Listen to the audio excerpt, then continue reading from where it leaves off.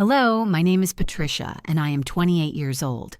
Until recently, my life was measured out in a precise, almost geometric pattern, like the neat outline of the state of Michigan where I resided. I worked as a clinical specialist for a solid medical company, my days filled with strict protocols, reports, and consultations.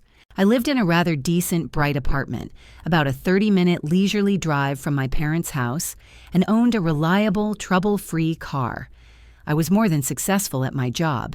If one were to think about it objectively, my life was the embodiment of normalcy, that very quiet, predictable ideal so many seem to strive for. And before we continue, write in the comments from which city you are listening to this story. Enjoy listening. My family consists of my parents, my older sister Megan, who is now 32, and her two charming daughters. The 4-year age difference between us always felt like an invisible barrier. She had managed to get married and go through a painful, devastating divorce about 3 years ago. Her ex-husband vanished without a trace, leaving her with the two girls. The older one, restless and always laughing, is now 6, and the younger one, curly-haired and big-eyed, has just turned 4. The girls were incredibly sweet, but their energy seemed to obey its own peculiar law of physics, one that knew nothing of conservation or dissipation. Megan, trying to rebuild her life after the crisis, ran a small online boutique for women's clothing. She worked tirelessly from home, endless photo shoots of new items, social media posts, meticulously packing orders into cardboard boxes. Her income was a variable, unpredictable and capricious, like a frosty wind from the lake. It depended entirely on fleeting trends, on what was suddenly declared viral that week. Every Saturday, with the relentlessness of a metronome, I made the same journey, to my parents' house, to cook a big lunch for everyone. This tradition had started about 2 years ago as something taken for granted, a simple chance to get together, but over the months it had gradually turned into an unspoken, mandatory ritual. I would show up at the doorstep around 10 in the morning with bags full of fresh groceries, spend several hours in the kitchen familiar from childhood, immersed in the aromas and habitual actions, and then we would all sit down for dinner. Megan invariably brought the girls, and our lunch would turn into a noisy, lively family celebration. At first, it brought me genuine joy. It was pleasant to see familiar faces, to feel the warmth of a shared table, and the very process of cooking, the creative transformation of raw ingredients into something whole and tasty, gave me pleasure. However, over time, the sense of voluntary choice began to evaporate, giving way to a burdensome, oppressive feeling of duty. The ritual had become a chore, the anticipation an obligation. One day, on one of those Saturdays balancing on the very edge of summer and autumn, I was standing in my parents' kitchen, cooking roast chicken with herbs and cinnamon apple pie. The chicken was sizzling cheerfully and loudly in the hot skillet, emitting a tantalizing aroma of garlic and rosemary, and I had just put the pie in the oven, which was already wafting the sweet scent of ripe Antonov apples. The air in the kitchen was thick, rich, and homey. Pausing, I wiped my hands and walked into the living room, where the whole family had already gathered. Father, settled in his favorite armchair, was glued to a football match, and the flickering of the screen was reflected in his glasses. Mother, like a seasoned defender, with a smile and slight weariness in her eyes, was chasing after my nieces, who were running around with deafening shrieks, immersed in a complex game only they understood. Megan was sitting at the dining table, her phone propped on a special stand, hosting a live stream for her followers, enthusiastically talking about a new batch of dresses and responding to comments. "Hello, everyone," I said, trying to make my voice sound clear and cheerful. "I have some news." No one reacted, not a single glance. "I got a promotion at work," I continued, raising my tone slightly. "I've been appointed senior clinical specialist, and I'm being transferred to the main office in Denver, Colorado." Father didn't take his eyes off the TV, where a decisive attack was underway. Mother, paying no attention to my words, caught the younger niece in mid-flight, who in her unbridled joy had almost knocked over a floor lamp. Megan, without pausing, continued her energetic monologue, mentioning a discount on pastel-colored sweaters. I stood there for another minute, maybe two, in complete silence, save for the drone of the TV and the children's screams. I waited. I waited for any reaction. A surprised exclamation, a question, even a simple, "Congratulations!" Anything? I quietly asked myself. But nothing followed. The silence was deafening. Turning around, I went back to the kitchen, to my sizzling skillets and teasing smells. My hands were slightly trembling, and I clenched them into fists, trying to pull myself together. "It's fine," I mentally repeated to myself. "They just didn't hear. They were distracted. They'll definitely say something later, at dinner." When everything was ready, I called everyone to the table. We took our seats, and I began serving the food, trying to appear calm. The chicken looked impeccable. Its skin had browned to a crispy, golden brown hue. The pie had cooled sufficiently to be cut and was steaming sweetly. So, as I was trying to say earlier, I began again, putting all my firmness into my voice. I got a promotion. Along with it comes a 15% raise and a relocation bonus. Mother was diligently cutting up a chicken leg for her younger granddaughter. Father was piling mashed potatoes onto his plate, not looking around. And then Megan finally looked up from her phone screen, her face lit up with a delighted smile, clearly not meant for me. "Oh my God, guys!" she exclaimed, drowning out all other sounds. "I made $2,200 today. Can you believe it? $2,200 in one day." My parents' faces immediately lit up, as if illuminated from within by a soft light, filled with immense pride and joy. "That's wonderful, dear." Mom beamed, and her gaze, warm and radiant, was fixed exclusively on Megan. For the next 10 minutes, which stretched in my perception into long, drawn-out hours, everyone's undivided attention belonged to Megan's boutique. The air buzzed with discussions of her sales, clever marketing strategies, and grand plans for expanding the assortment. I sat in my place, mechanically chewing pieces of the roast chicken, which had suddenly lost all flavor, and maintained a tomb-like silence, feeling invisible, transparent, like a ghost at the family table. "Patricia, can you clean up what the girls spilled under the table?" came my mother's voice, directed at me, but her gaze was sliding past. "And please, cut the chicken into smaller pieces. These are too big. They might choke." I silently got up, driven by years of drilled obedience, and took a roll of paper towels. Crouching down, I wiped up the sticky puddle of juice, reflecting the ceiling pattern, and then, returning to the table, meticulously cut the golden meat on both nieces' plates into tiny, safe pieces. When I sat back down, the conversation still revolved around Megan's entrepreneurial successes, like a broken record, ignoring any other sound. My mind's eye turned backward to a string of instances where I had been merely a silent helper, a shadow in the service of others' well-being. I remembered last Christmas. 4 whole days I had spent, like a novitiate in service, at her house, buried under a pile of cardboard boxes, address labels, and endless rolls of packing tape. By the end of each evening, my fingers and palms were covered in thin, burning cuts from the cardboard and paper, like scars from an invisible battle.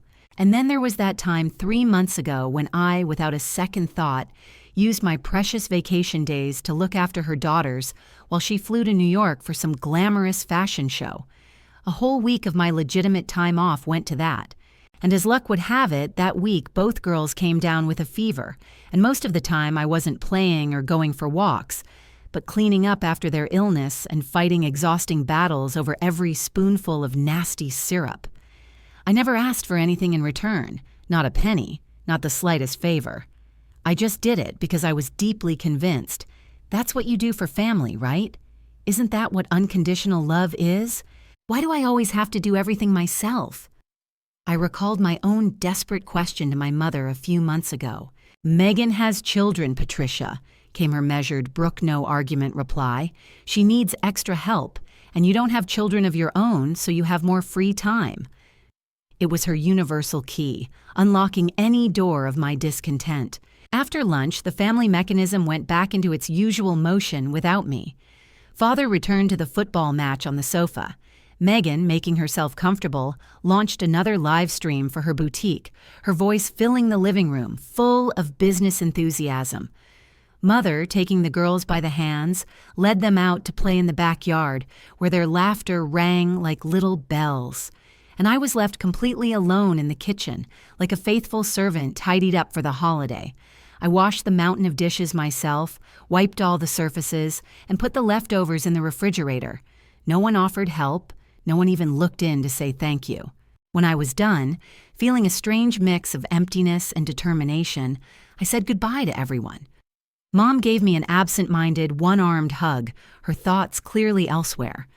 Father, without taking his eyes off the screen, just waved at me from the sofa. Megan was so absorbed in her phone that she simply didn't notice me leaving. I drove home with a feeling of heavy, oppressive emptiness inside, as if someone had scooped me out. Arriving at my apartment, I sat on the sofa for a while, staring at a spot on the ceiling, unable to even turn on the light. Then, gathering my will, I picked up my phone and opened the family group chat with the pretentious name The Squad, which always made me grimace slightly with irritation. I typed a message, trying to make the words sound dry and businesslike. Just wanted to officially let everyone know that I'm moving to Denver on the 15th. The company is handling most of the logistics, but I'll be very busy packing over the next few weeks. Love you all. I pressed send and watched as my message appeared in the group chat, a lone rectangle of text in the digital void. Within a minute, all three, Mom, Dad, and Megan, had read it. Little gray red receipts lit up under my text, but no one replied. I waited 20 minutes, staring at the screen until it began to blur. Still nothing. The silence was deafening. Then the chat came to life. Mom sent a bright photo of my nieces sitting at the kitchen table, eagerly eating pieces of my apple pie. The caption read, "These little angels are enjoying Aunt Patricia's delicious pie." A few minutes later, Megan wrote, as if she hadn't seen my message, "New record today, $2,400 in sales. This is just insane." Mom immediately responded with a garland of celebratory emojis. Party poppers, champagne, sparkling smiles. I put the phone face down on the cool surface of the coffee table, as if trying to hide from myself the indifferent emptiness that remained in the chat. And then I cried. It wasn't a loud, dramatic sob racking my body. No, these were quiet, bitter tears that slowly streamed down my cheeks, leaving salty trails as I sat in complete solitude in the echoing emptiness of my apartment, which had already begun to lose its coziness. I had worked with such incredible perseverance, such dedication for this promotion.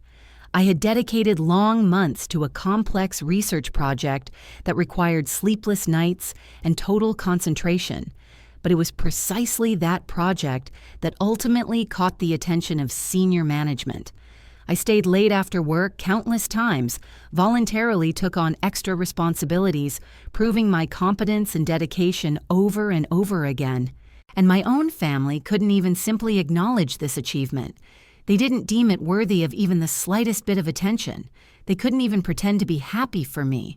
But the moment Megan announced she had made $2,200 in one day, they were all immediately choked with enthusiastic praise and congratulations, as if it were the greatest event.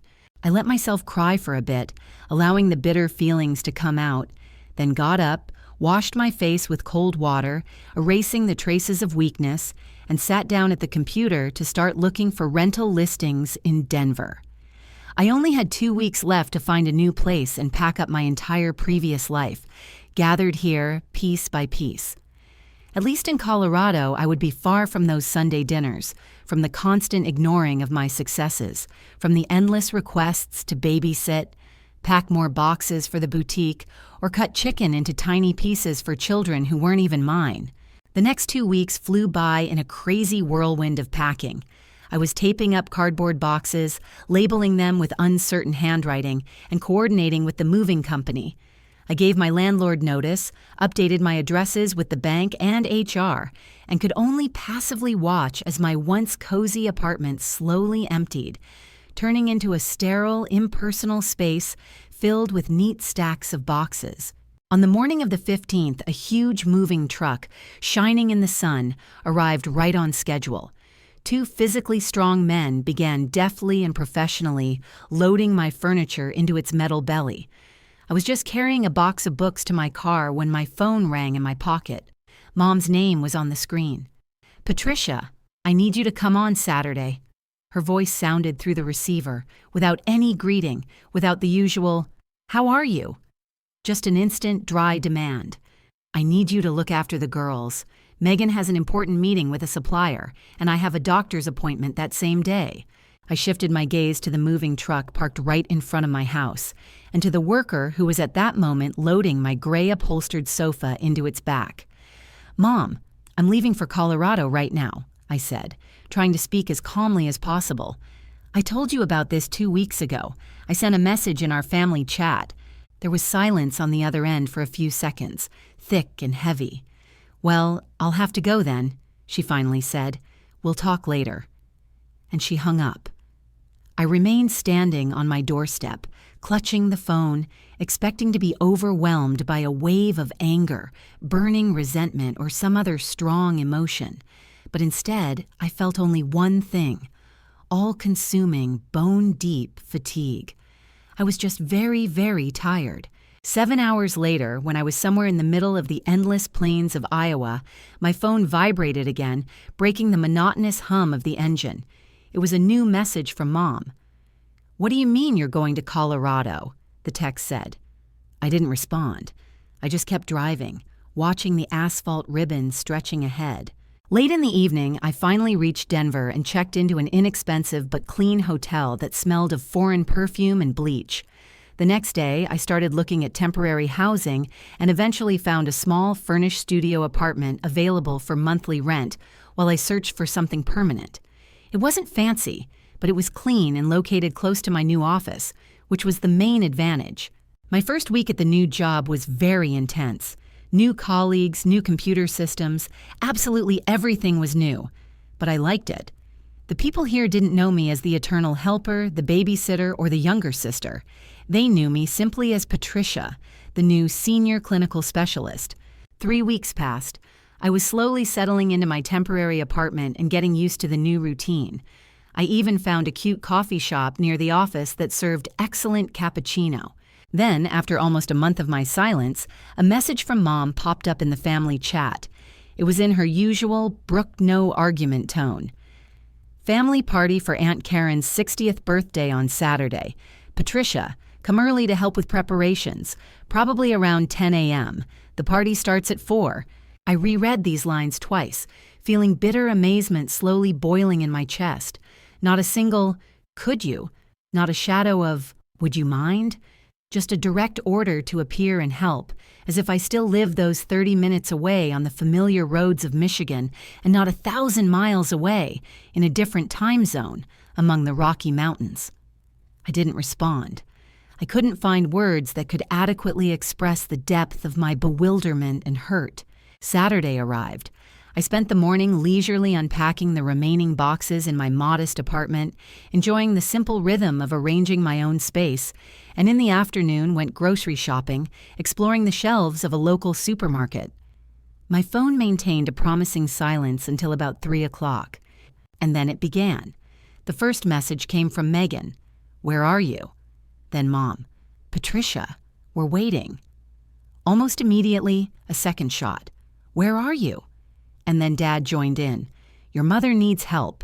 Call Megan again." Megan. "Seriously, where are you? This is getting ridiculous." I imagined them all in the pre-party bustle, confused by my disobedience, their irritation growing with each minute. I walked over to the table, picked up my phone, and very deliberately turned it off, consigning it to the silence of a wooden drawer in the kitchen. In the evening, when it was already dark outside, I retrieved it. There were 15 new messages on the screen. Most were still asking, "Where are you?" But the last one, from Mom, was different.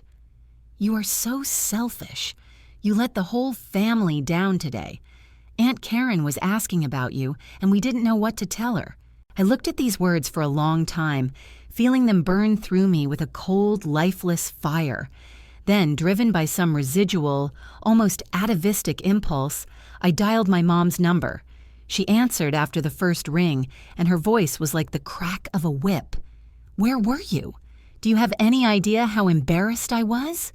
"I moved to another state a month ago, Mom," I said evenly, almost monotonously. Silence hung in the receiver, thick and mute. "I told you I was moving to Denver. I sent a message in the family chat. You read it." "Well, I don't remember seeing that," she retorted, and her voice took on a defensive tone. "This is the first I'm hearing of it." I almost laughed, but the laugh stuck in my throat as a lump of bitterness. "You read the message, Mom. I saw the read receipts myself." "Well, never mind that." Her voice rang with irritation again. "But do you have any idea how inconvenient this is? It's very hard for us without you. Your father's back hurts, so I'm doing everything around the house alone, and Megan constantly needs help with the girls. Everything has become much more difficult now." I waited, holding my breath. I waited for her, right that second, to finally ask how I was, how the move went, if I liked the new job, how I was settling into an unfamiliar city. But she didn't ask. Not a single word. "Speaking of Megan," Mom continued, and her tone suddenly became almost businesslike, "she's trying to expand the boutique. Found a great opportunity to collaborate with a manufacturer, but she needs some capital for it. I thought you could help her. Maybe 5 or 10,000. You just got a promotion and a relocation bonus, so you should have the money." My heart constricted, as if gripped by an icy hand. "Mom, I have to go," my own voice sounded, strangely distant and alien. "There's someone at the door." "Wait, what about the money?" she almost shrieked. I hung up. I sat on my sofa in this temporary, still unlived-in apartment in Denver, in a city where no one knew me and where no one expected anything from me. And in that tomb-like silence, pierced only by the distant hum of cars, a simple and terrible truth finally dawned on me. My family didn't see me as a person. They saw me as a resource, a babysitter when needed, a cook for Saturday lunches, a pair of hands for packing boxes at Christmas. And now, a wallet to be opened when Megan needed money. They didn't care about my promotion. They didn't care that I had moved across the country. They didn't even notice my absence until they needed something from me. And when I wasn't there to provide it, I became the selfish one. I had let them down. I spent that night in a strange, split state, between an aching desire to call Mom back, pour out all my pain, and try to explain that I needed them to finally see in me not a functional appendage, but a living person, their daughter and sister, with her own dreams and pain, and a cold, rational understanding of the complete futility of such a step. I knew with absolute clarity what would happen. She would say I was being dramatic and making things complicated. She would declare with pathos that family is about helping each other without counting the cost. She would remind me with ingrained certainty that Megan has children, which means her needs always take priority. It would be the same, painfully familiar conversation we'd had a good dozen times, just slightly rephrased with different words, but with the same bitter aftertaste. So I didn't call back. In that moment, in the silence of my Denver apartment, I made a final decision. I'd had enough. Enough of trying to get through, explaining the inexplicable, feeding the smoldering hope that they would one day see the light and realize what they had been doing all these years. 2 years passed, 2 long and yet swift years. In all that time, I never once dialed the number of my family home. I didn't text them, didn't send emails. I consciously removed myself from all family celebrations. I didn't come for Thanksgiving or Christmas or anyone's birthday. I didn't send cards, gifts, nothing. And most tellingly, they never once took the initiative to contact me either. Not a single call, not one text message. The silence from their side was deafening and eloquent. My life in Denver, meanwhile, gained new, rich, and bright colors. I threw myself into my work, and my efforts were noticed. Over those 2 years, I received 2 serious promotions, first to lead clinical specialist and then to a regional manager position. My salary had almost doubled compared to what I had in Michigan. A year after the move, I had saved up for a down payment and bought my own spacious apartment in the prestigious Cherry Creek neighborhood, with its cozy green streets and exquisite restaurants. It had 2 bright bedrooms, a balcony with a breathtaking view of the snow-capped Rocky Mountains, and a large modern kitchen where I genuinely enjoyed cooking for the first time in my life. It was my space, completely and wholly mine. To fill it with life, I got a dog, an intelligent and energetic poodle named Max. His presence dispelled the last ghosts of loneliness, and the apartment no longer felt empty. 3 months ago, another important event happened in my life. I met someone. His name was Ethan. He was 33, and he was the owner of a successful startup developing innovative rehabilitation equipment for physical therapy clinics. Our meeting felt like a gift from fate. We met at a dog park where his beagle, Charlie, immediately hit it off with my Max. We got talking. He invited me for coffee, which later turned into dinner, and then into subsequent dates. Before I knew it, we were a couple. On one of those clear, sunny Saturdays, my Aunt Madison, my mother's younger sister, who always stood out from the rest of the family with her free thinking and genuine interest in the lives of others, came to visit me. Over these 2 years, we had kept in touch through rare but heartfelt messages and occasional phone calls. She was the only one from the whole family who had genuinely been interested in how my life was shaping up after the move. Madison entered my apartment, and her eyes widened with sincere admiration. "Patricia, this place is simply magnificent," she exclaimed. "You've really done well for yourself." We spent the whole day in pleasant conversation, talking about her children, work, life. I, in turn, shared stories about my career, Max's antics, and my relationship with Ethan. Before leaving, she asked if she could take a picture of my living room. "It's so beautiful here," she explained. "I want to remember this atmosphere." I, of course, allowed it, not giving it much thought. That same evening, she posted this photo on social media, tagging me. The caption under the picture read, "Visiting my wonderful niece Patricia in her beautiful home in Denver. She has her own place, a wonderful young man, and a truly worthy, happy life. I'm so proud of you." I smiled reading these words. It was incredibly pleasant to realize that someone from my family had finally seen and truly appreciated my achievements without expecting anything in return. But then, under that post, comments began to appear like ants to honey. Relatives, whose faces I barely remembered, began curiously asking for details. "What neighborhood is that? How much do apartments cost there now? They say Denver is a very expensive city." And then my gaze caught on my mother's comment. "I'm so happy to see our Patricia doing so well. We are incredibly proud of everything she has achieved."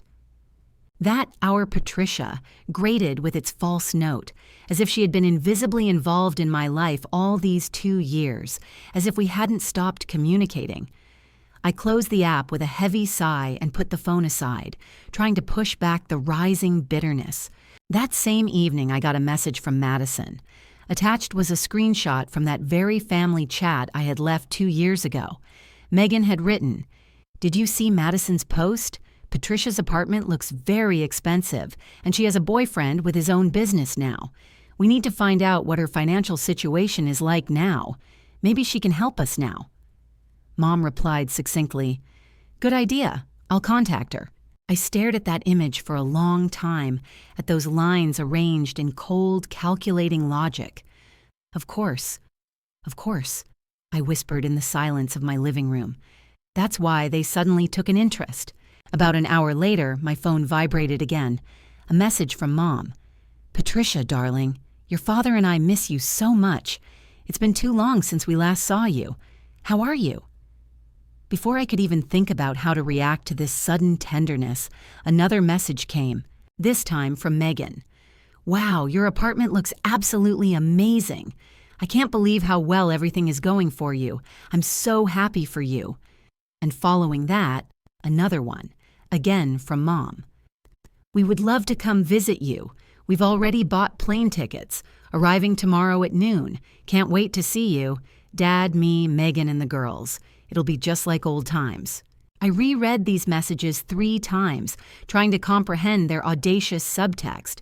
They had already bought tickets. They were arriving tomorrow. They hadn't asked if it was convenient. They hadn't inquired if I was free. They had just made the decision and presented me with a fait accompli, as always. I dialed Ethan. "My family is coming tomorrow," I blurted out as soon as he answered. "They saw a picture of my apartment on social media and are flying here now. They didn't even ask if it was okay." He was silent for a moment, then said calmly and measuredly, "Be careful, Patricia. Usually, after 2 years of complete silence, people don't just show up out of the blue for no reason, unless they need something." "I know," I replied quietly. "I know exactly what they want." "Do you want me to be there tomorrow?" he offered. "No," I shook my head, though he couldn't see it. "I have to deal with this myself. But thank you." We talked for a few more minutes, and after hanging up, I remained sitting on the sofa. Max was curled up next to me, and I stared at the phone screen. Tomorrow smelled of impending disaster. I felt it in every cell, but at least this time, I wasn't going to just smile, nod obediently, and let them take whatever they wanted. The next morning, I brought the apartment to perfect order and prepared for the visit, feeling like I was on a battlefield.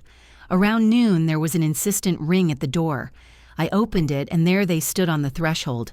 Mom rushed to hug me with unnatural, theatrical force, squeezing so tightly as if trying to make up for 2 lost years in one embrace. Father stood awkwardly behind her, holding a cardboard box. "We brought your favorite," he said, handing it to me. Sour cream cake. I had never liked sour cream cake. My favorite had always been honey cake. But I didn't correct him. Next came Megan with her daughters, who were now 8 and 6. The girls immediately, like a hurricane, burst into the apartment, started running through the rooms, grabbing things, opening cabinets, and touching fragile decorations.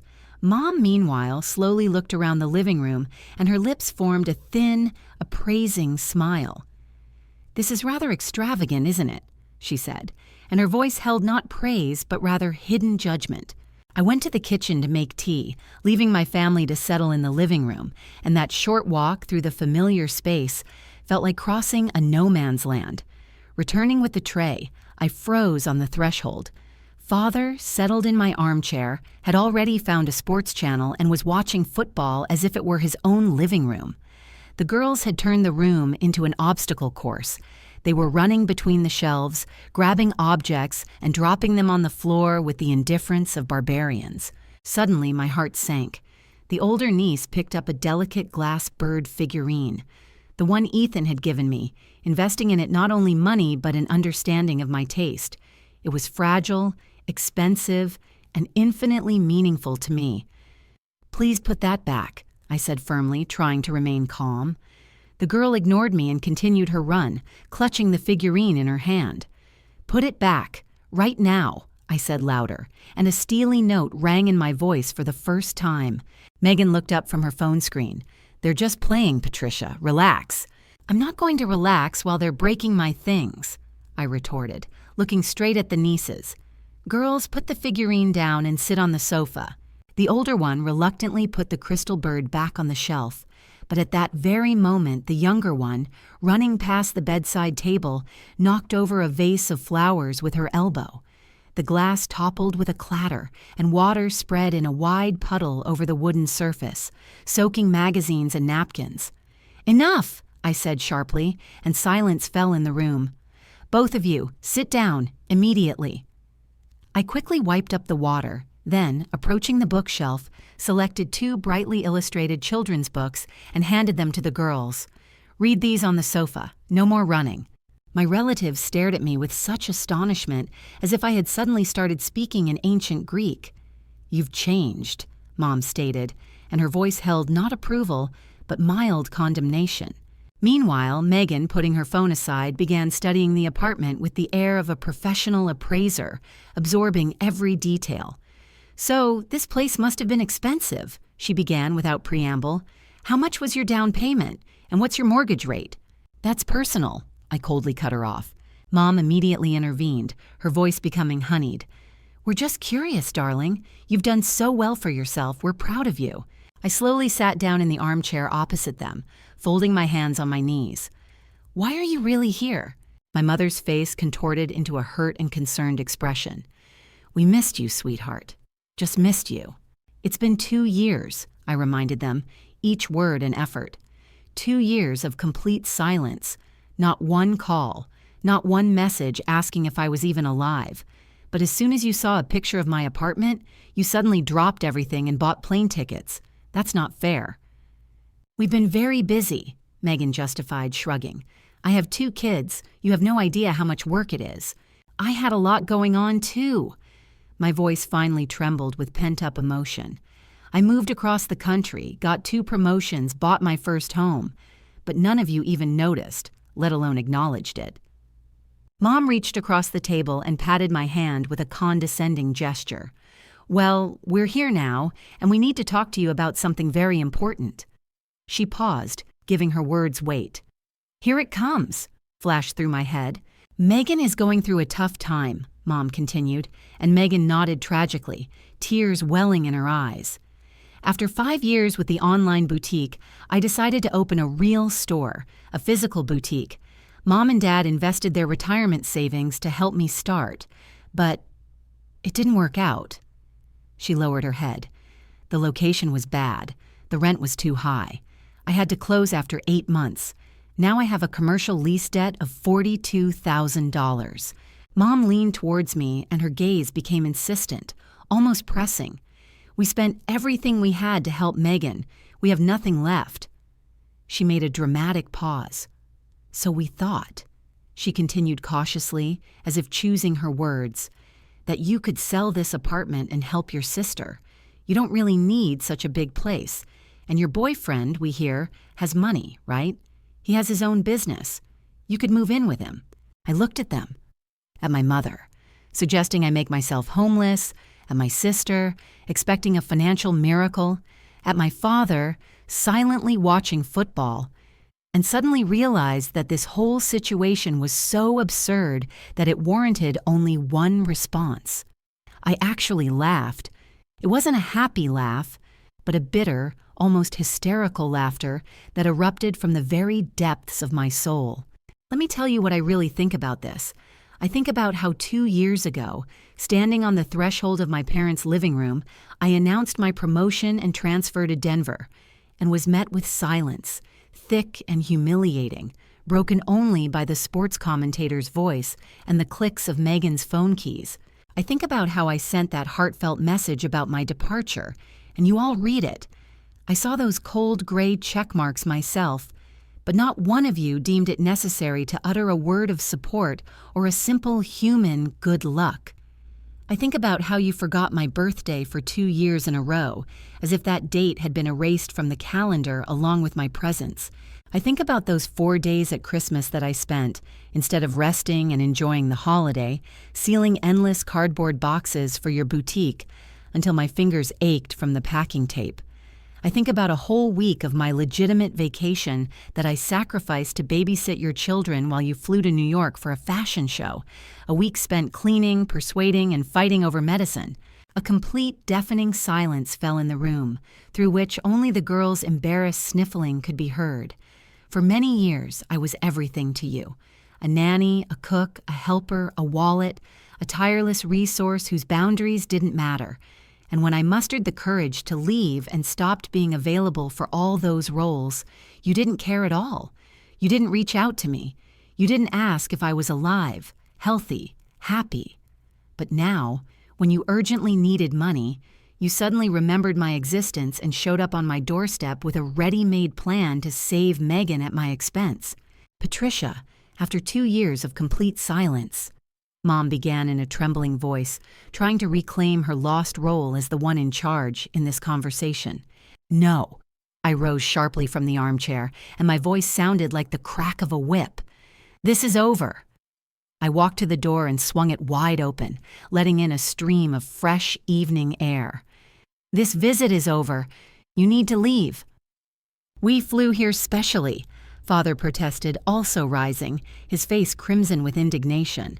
That's not my problem, I retorted coldly. I didn't invite you. You decided to come without asking me. Now I'm asking you to leave. My mother started crying, her shoulders shaking with quiet but theatrical sobs. "You're choosing money over family," she exhaled, looking at me through her tears. "No, Mom," my answer was scorchingly clear. "I'm choosing myself over people who see me as a convenient ATM." Megan stood up, her face twisted in a grimace of resentment. "We're sisters, Patricia. Doesn't that mean anything? Then act like a sister." My voice broke, the accumulated pain ringing in it for the first time. "Act as if I matter to you as a person, not just as a set of functions and opportunities." "We wouldn't ask if we weren't completely desperate," she exploded. "That's the whole problem." I lost my composure too. "You only talk to me, pay attention to me when you're desperate.